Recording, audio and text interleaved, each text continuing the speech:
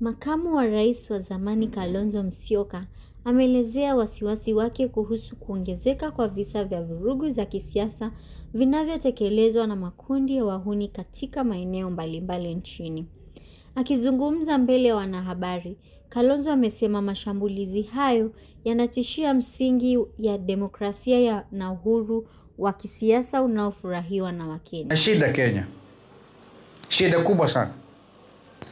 Kuna idara ya polisi ambayo sasa inamilikiwa na magun, yaani wahuni. Wengine wabeba mapastola, wengine na kazi ya polisi ukifika Nairobi badala ya kulinda usalama wa wananchi wanalinda magun. Kiongozi huyo wa upinzani ameshutumu maafisa wa usalama kwa kile alichodai ni kushindwa kuchukua hatua za haraka dhidi ya wahusika wa vurugu hizo, akisema hali hiyo inaweza kuhatarisha amani na mshikamano wa kitaifa.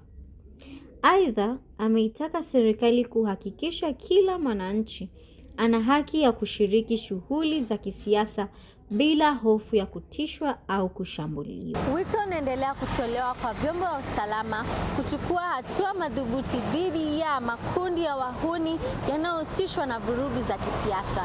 Nikiripotia runinga ya TAS, jina langu ni Victoria Mnyazi.